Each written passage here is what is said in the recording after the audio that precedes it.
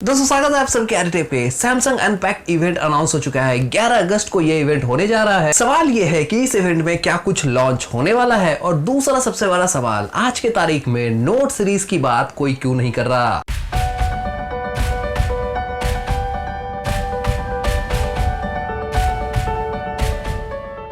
दोस्तों सैमसंग के unpacked event में तो बहुत कुछ लॉन्च होने जा रहा है, लेकिन सबका ध्यान है सैमसंग के फोल्ड सीरीज पे, बेसिकली सैमसंग गैलेक्सी Z3 और सैमसंग फ्लिप 3 पे। और यहाँ पे एक और खास बात, इस साल फर्स्ट टाइम सैमसंग एक ऐसा एस पेन लेके आएगा जो कि पर्टिकुलरली काम करने के लिए बना है सैमसंग के फोल्ड फोन्स के साथ। लेकिन इस साल एक और चीज खास होने वाली है। इस साल के इवेंट में सैमसंग अपने नोट सीरीज को अनाउंस नहीं करेगा। ऑफिशियल स्टेटमेंट ये था कि सैमसंग इस साल नोट सीरीज को स्किप कर रहा है। अब यहां सवाल है, स्किप करने का आखिर मतलब क्या है? क्या सिर्फ इसी साल स्किप किया जा रहा है, या फिर ये एक ऑफिशियल स्टेटमेंट है इनडायरेक्टली ये कहने का कि अब हम नोट सीरीज नहीं बनाने वाले, अब हमारा पूरा फोकस फोल्ड सीरीज पे है? तो इसके बारे में हम बात करेंगे इस वीडियो में। पहले बात कर लेते हैं Z Fold 3 के बारे में। दोस्तों फोल्ड 3 की बात करें तो यहाँ पे पहले ही बहुत सारे डेटास लीक हो चुके हैं, जैसे प्रोसेसर क्या होगा, डिजाइन क्या होगी। डिजाइन जो लीक हुआ था वो काफी हद तक कंफर्म ही आप मान लो कि इसी हिसाब का आपको फोल्ड 3 देखने को मिलेगा। यहाँ पे सैमसंग फोल्ड 3 का डिजाइन कुछ इस तरीके से होने वाला है, जहां पे हमें बैक में ट्रिपल कैमरा सेटअप देखने को मिल सकता है, थोड़ा अलग डिजाइन के साथ। S21 में हमें जो डिजाइन देखने को मिला था कैमरा के साथ, मुझे लगा उसके साथ सैमसंग कंटिन्यू करेगा,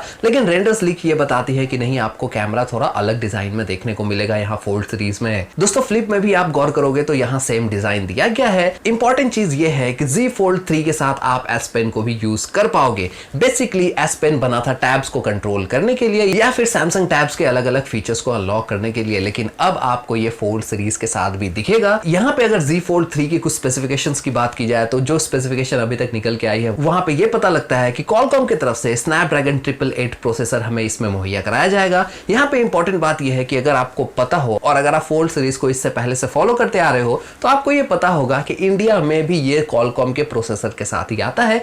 Exynos का प्रोसेसर नहीं डाला जाता सैमसंग के दूसरे स्मार्टफोन्स की तरह। तो यहाँ पे एक अच्छी चीज है कि अगर ये फोन इंडिया में आता है, जिसके चांसेस बहुत ज्यादा है, तो ये Qualcomm के प्रोसेसर के साथ ही हमें मिलेगा। स्क्रीन साइज की बात करें तो यहाँ पे हमें फोल्ड 3 7.3 इंचेस का देखने को मिल सकता है। यहाँ पे S Pen इसके साथ काम करेगा, जिसके बारे में मैं पहले बता चुका हूँ। स्क्रीन होगी सुपर एमोलेड और 120 हर्ट्ज रिफ्रेश रेट के साथ आ सकती है। इंटरेस्टिंग चीज ये है कि इस फोन में अल्ट्रासोनिक फिंगरप्रिंट सेंसर के साथ साथ आपको इन डिस्प्ले कैमरा भी देखने को मिलेगा। इन डिस्प्ले कैमरा की बात बहुत पहले से चल रही थी, कुछ फोन्स ने लॉन्च भी किया था, लेकिन प्रैक्टिकली बहुत सारे फोन्स ने या बहुत सारे कंपनीज ने इसको अडॉप्ट नहीं किया, क्योंकि एक इम्परफेक्ट टेक्नोलॉजी है। लेकिन यहाँ पे रिमर्स ये बताती हैं कि सैमसंग फोल्ड 3 में हमें देखने को मिल सकता है इन डिस्प्ले कैमरा, और जो कैमरा होगा वो होगा 12 मेगापिक्सल का। दोस्तों ये तो थी कुछ लीक Z Fold 3 से रिलेटेड, लेकिन अब बात कर लेते हैं प्राइसिंग की। प्राइसिंग की अगर हम बात करें तो यहाँ पे प्राइसिंग बहुत ही ज्यादा हैरान करने वाला हो सकता है। सैमसंग गैलेक्सी Z Fold 3 की हो सकती है 2 लाख रुपए तक, लेकिन यहाँ पे आप अगर हैरान हो कि 2 लाख रुपए बहुत ज्यादा है, लेकिन मैं आपसे एग्री नहीं करूंगा कि 2 लाख रुपए बहुत ज्यादा है। हाँ, इन टेक्निकल टर्म्स 2 लाख रुपए बहुत ज्यादा है,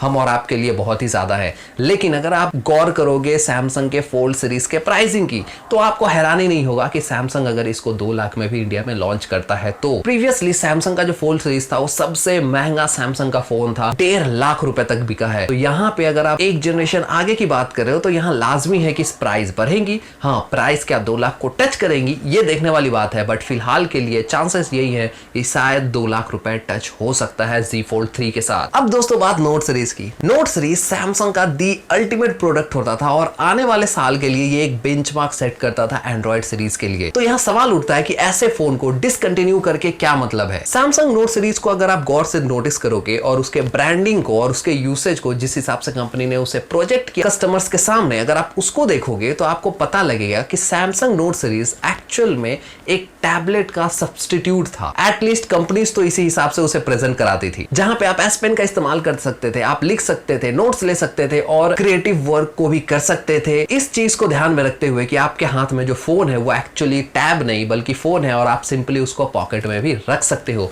तो ये सहूलियत सैमसंग नोट सीरीज के साथ थी। लेकिन आप अगर गौर करोगे तो यहाँ पे सैमसंग गैलेक्सी Z Fold के साथ भी तो सेम चीज है। सैमसंग गैलेक्सी Z Fold एक बड़ा स्क्रीन ऑफर करता है, साथ ही अगर आप उसको फोल्ड करते हो तो एक छोटे स्क्रीन के साथ आता है, साइज छोटा हो जाता है और आप उसको पॉकेट में भी रख सकते हो। फ्यूचर टेक्नोलॉजी है जो कि इवॉल्व हो रही है। यहाँ पे इस साल आपको इसमें S Pen भी देखने को मिल जाएगा, तो नोट की जो भी काम है वो आप इसमें कर सकते हो।